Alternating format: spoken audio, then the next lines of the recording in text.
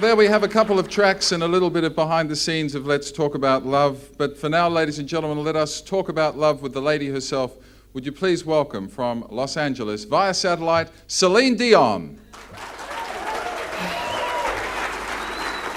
Thank you.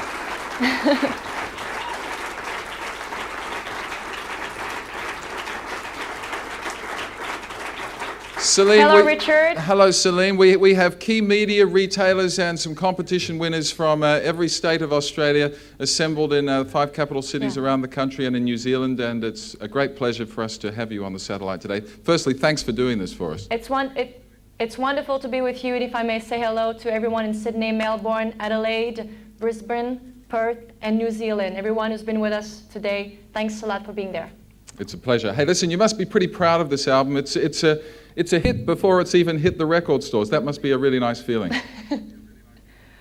Well, I'm really proud, Richard, of this album, especially that I was not supposed to record an album.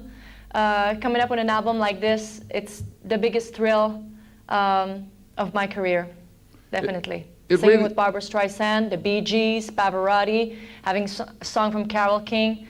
I'm having the best time. You made Barry Gibb cry. Well, I was very moved by seeing him with tears. I didn't expect that at all, but I'm glad that they liked the song because I adore the song they wrote for me. And especially, you know, having them sing the song with me was one of the biggest thrills because I cannot remember having a party without the Bee Gees, having a birthday party without the Bee Gees. I've been dancing all my life with their songs, so having them in the studio with me, one of their songs and singing, having them singing with me was just incredible. Recording this album in different cities in the world and using some of the great songwriters and collaborators of the music era, of the music industry, it must have been something of a real adventure for you making this album, was it? Well, it was a great experience. We did this recording of the album within 2 months, so it was a very quick way to record, but it was worth it, believe me. I'm really glad. We did a part in Los Angeles, in New York, and London.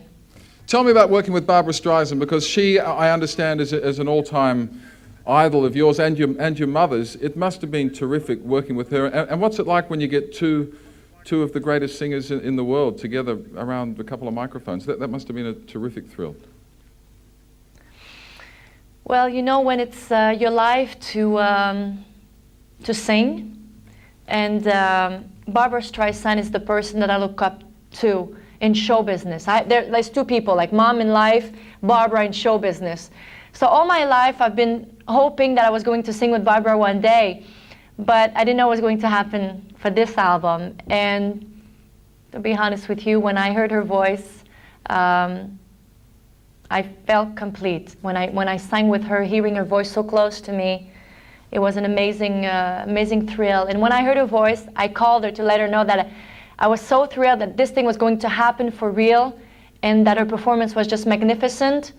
So I called her and I said, Barbra, and I wanted to say so many things to her, and I broke down. I started to cry. So I passed the phone to my husband. I said, Renee, I can't talk. And then Renee took the phone and he said to Barbra, sorry, Cindy's crying right now. She said, no problem, I understand. She said, I felt the same way when I sang with, I'm sorry, I'm having my voice at the same time, Judy Garland. So I was very, very emotional, very moved by it. You're making everybody cry, Celine. Hey, listen, we've got some key media people from on here on the stage. And the first question is going to be asked by Angela Bishop from Chanel No. 10 News. Angie.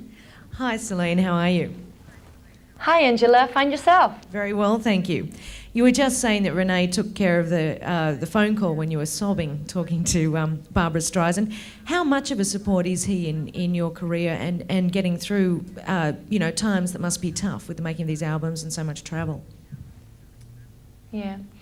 You know, Renee's a wonderful manager, but a wonderful husband. I'm very, very lucky because as a manager, he can understand very well what I go through because he's been an artist himself.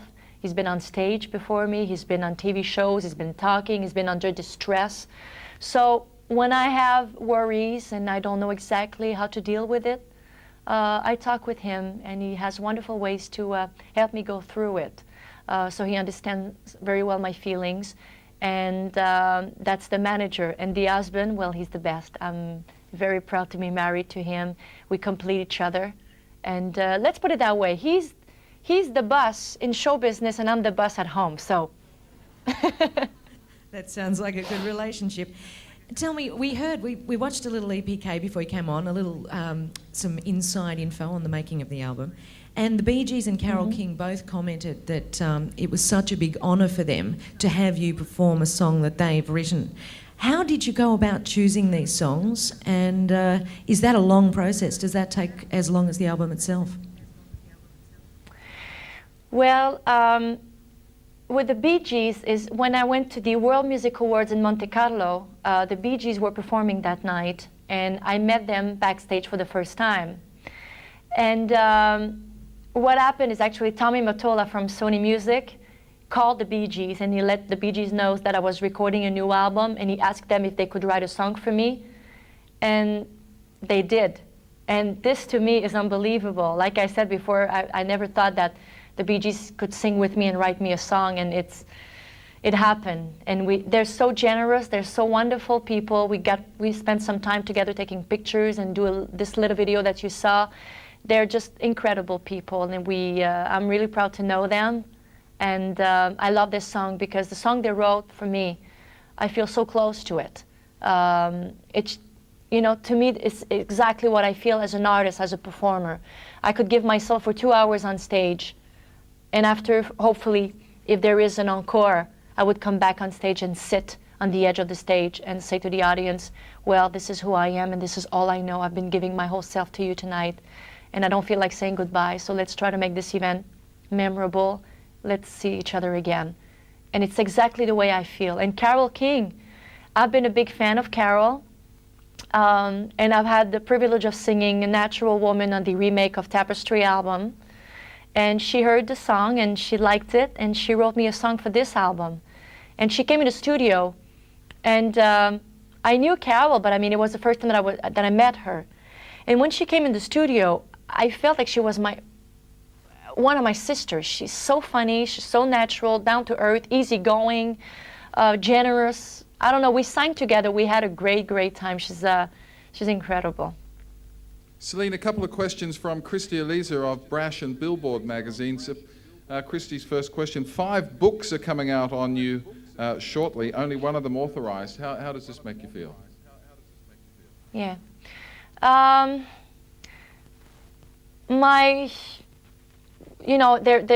might be 5 books, 6 books, 12 books. To me, there is one book. That's the story, because when people can write whatever they want, they can take things from newspapers and write it down, but the real thing, the real book to me is somebody that we trusted very much. His name is Georges Hébert Germain, and he's been traveling with us for a year.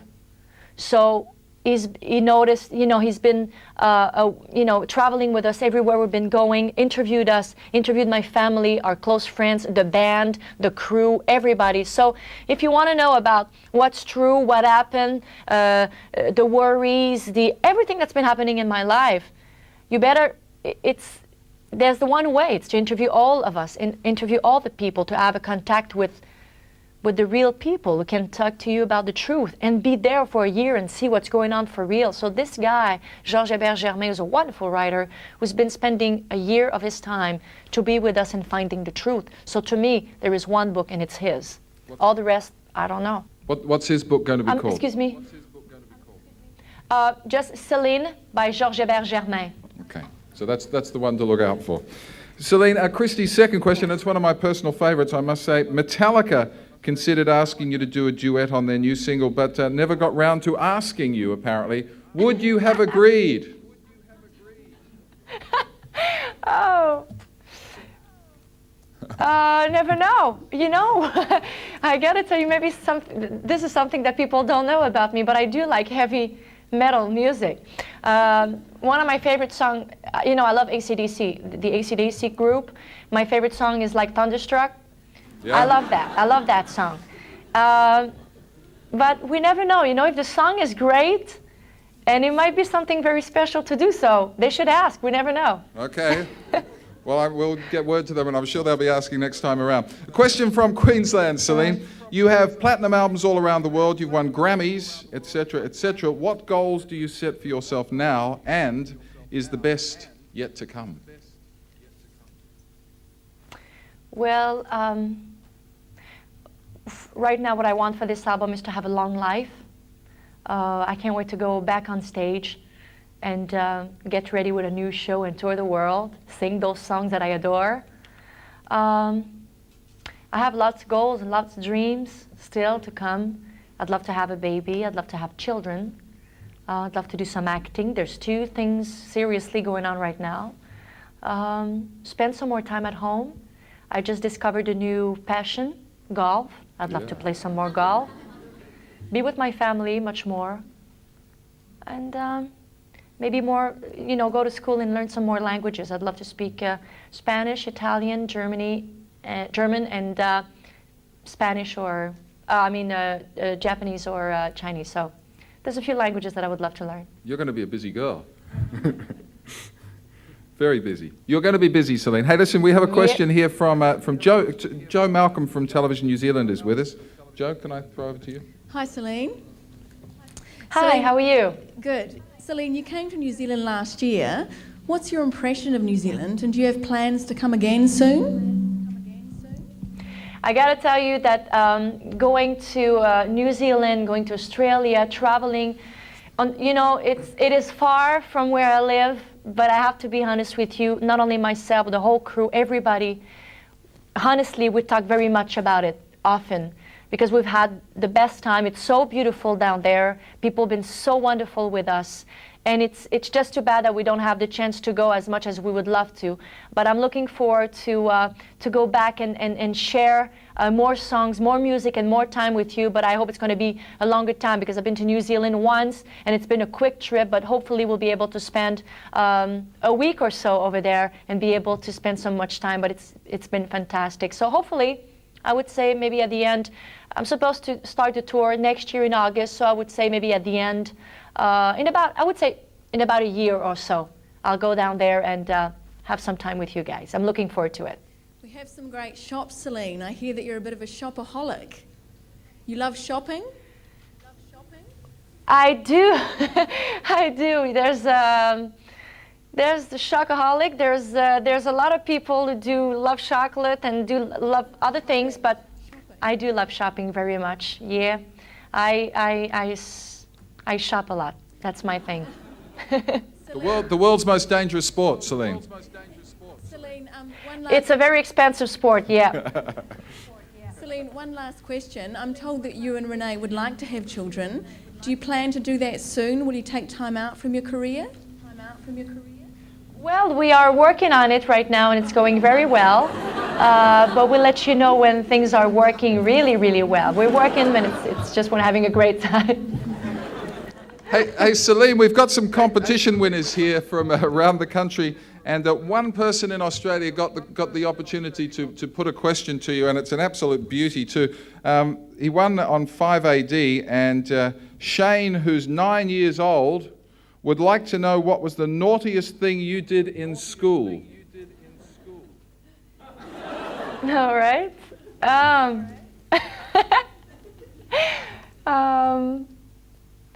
I don't know because I didn't like school. To be honest with you, I hated it. I hated going to school, so I don't think I tried to do anything bad. I just couldn't wait to come back home. But there's one thing that I remember that I associate with school, actually, is I was a child that I was constantly dreaming all the time. I was not paying too much attention to what was going on in school. And at one point, because I was very reserved and I didn't want to be part of school activities and things like that, so the teachers got worried a little bit, so they sent somebody to check it out at home. Or if I was a disturbed child, if I was an abused child, if there was something wrong with me at home, to behave like this at school. So they sent somebody at home. And when they came home, they saw, you know, like 14, 15 people jumping in the air, dancing, singing, instruments all over the place, food everywhere, music all over the place. So they said to themselves, there's nothing wrong with this girl, there's nothing wrong with this house. What's wrong is, like, she's so happy here, she's not happy at school, that's why. So I was so happy at home. They were kind of taking, the way that I felt as a child is, they took me away from my happiness, and I had a hard time going to school when I was young. But I'm sorry, I can't answer that question because I don't remember exactly if I'd done something bad. I don't remember that. Well, thank you for clearing that up, and I'm sure Shane can sleep easy now knowing that. Celine, it's now my pleasure to invite to the stage a gentleman who's been a supporter of yours from day one. In fact, he was the one who convinced you, I believe, to make your first promo trip down to Australia some years back. He's been right behind you, as I said, from the very start. Ladies and gentlemen, would you please welcome the Chairman and Chief Executive Officer of Sony Music Entertainment Australia, Mr. Dennis Hanlon.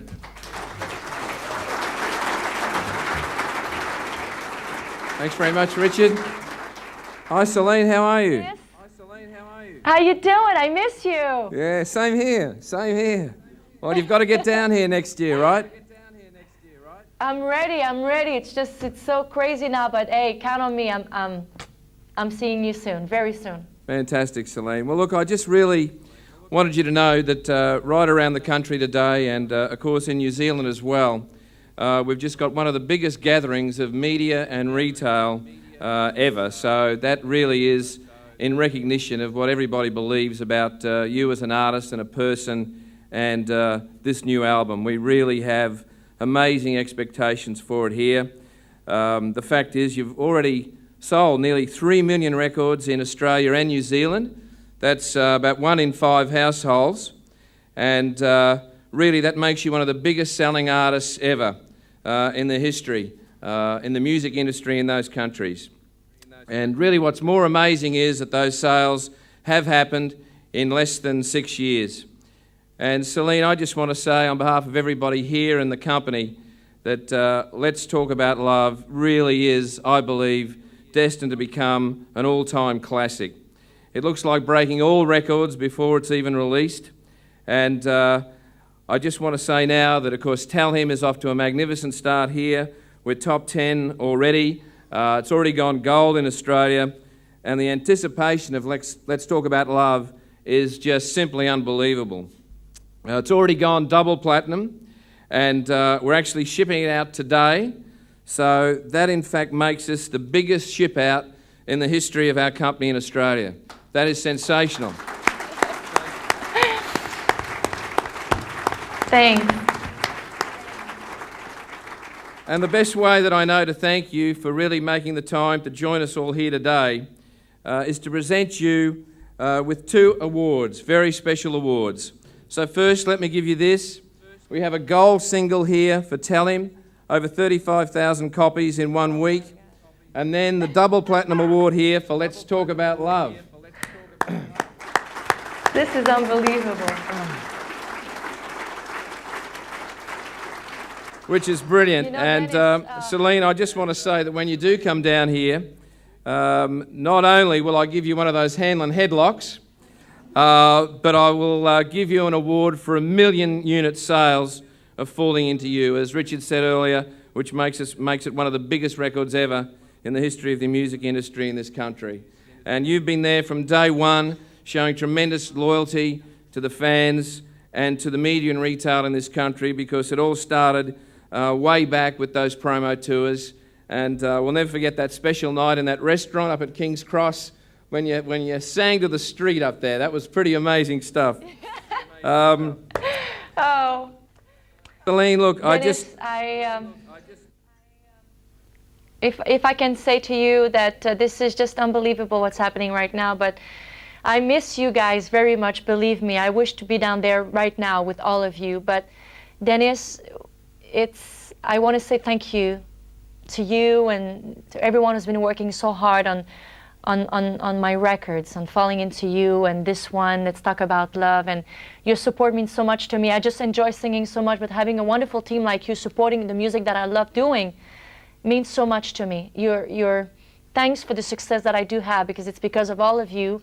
And I'd love also to say thanks to the fans. Thank you for giving me the chance to enter your homes and sing to you, and having you singing with me, singing to each other. It's just an amazing thrill. So I cannot wait to go down there to New Zealand and Australia and see you guys and sing again with you. But all this is just unbelievable. Thanks for your support. I really do appreciate it. Thank you.